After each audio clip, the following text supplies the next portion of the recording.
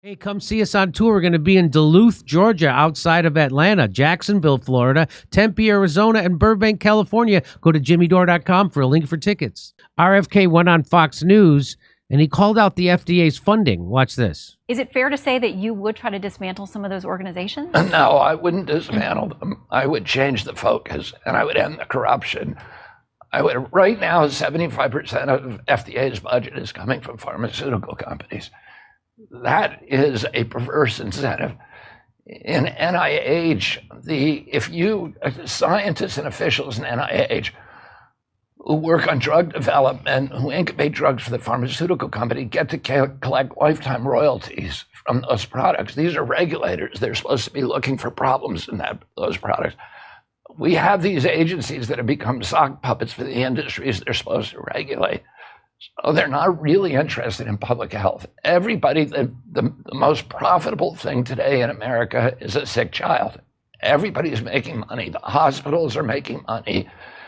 The pharmaceutical companies are making money. Even the insurance companies make money. And we need to end those perverse incentives. We need to get the corruption out of FDA, out of NIH, out of CDC, and make them function as they're supposed to function, which is to protect public health and particularly children's health. Boy, no wonder all my shit-lib Hollywood friends are saying RFK Jr. has had that worm eat his brain entirely with crazy talk like that. Am I right? Yeah. What kind of raving lunatic would want to end the corruption in the Food and Drug Administration? What kind of babbling nutcase would demand healthy children in America? This is the land where you're supposed to take a pill that makes you crap your pants and then another pill to control your depression about the fact that you just shit your pants. That's what this country is. It's not even a joke. That's real. That's 100%. That's real. 100. I know. Not even real. I mean, not even a joke. You know, they say there is a corporate conflict of interest, but I think just as large a problem is the absolute lack of interest in the fact that this is happening. There is a lack of interest in this corporate conflict of interest. Well, that's where mind control comes in, Jimmy. Yes. How do you manage it? It's just sleight of hand. You look over here, and then I take your watch.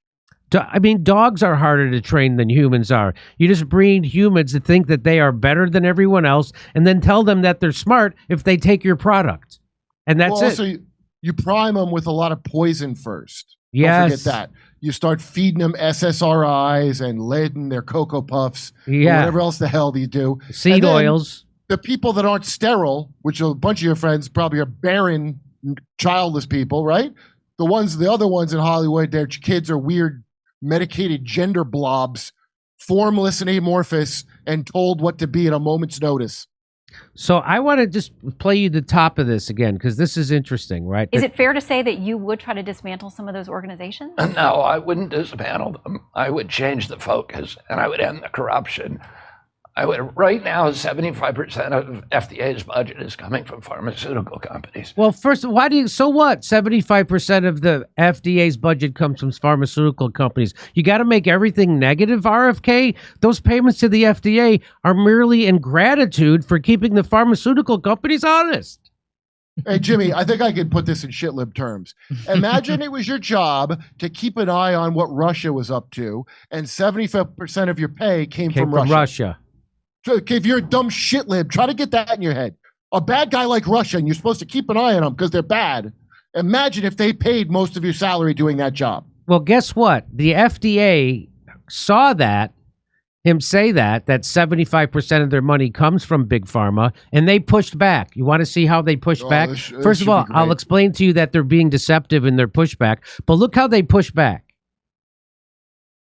So Kaylee Means, that guy who wrote that book, the #1 bestseller about nutrition, he says you can't make this up. In response to the claim that 50% of the US FDA's budget comes from pharma, the agency released an official statement saying, no, it's only 47%. Look, if you can put that statement out and not immediately just get dismantled for that, do you think you have a real country? I mean, like, someone must have looked at this and been like, yeah, that's a good explanation. But here's the deceptive part of their explanation, which should be horrible. This is so only almost half of your money comes from Big Pharma? Like 3% like, that's makes okay? All difference. So this figure is not accurate. as industry user fees only make up about 47% of the FDA's total agency budget. Well, we're not talking about the total agency budget. As the New York Times even told you, the FDA's drug industry fees fuel concern over influence. The pharmaceutical industry's finances about 75% of the agency's drug division. So they're saying their total thing. No, what he's talking about is their drug division. So 75% of their drug division is financed by big pharma, according to the New York Times. Well, if only Pablo Escobar could have funded the FDA, he could have not had to be killed for smuggling cocaine. Oh, wait a minute. He does. Anyway, the figure is not so they're saying 47% of the total. So we're not talking about the total FDA's budget. We're talking about the budget that deals with regulating big pharma. And guess how much you get for that part? You get 75% of your money. So do you see how when the FDA has to lie to you about that, can you trust them about anything? The answer is no. And what's the name of the person? It says the person's name is FDA spokesperson. Yeah, it says FDA spokesperson. No name. Just call me FDA spokesperson. A shadowy FDA figure says it is important to note that food color additives fall under the food program. It's important to note that you're a bot. Whoever said that. Even the New York Times is onto their lies. Even the New York Times is onto it. So why even bother to lie? Because no one cared. Why even bother to lie when most of the people don't even care or think about it? So, but yeah, that's the weird thing. Most people don't care. On to Kamala. Never mind the lockdown and the poison that they put in your kids, or they couldn't go to school. So on to Kamala. This isn't technically a lie, but this is deceptive. And here is the truth.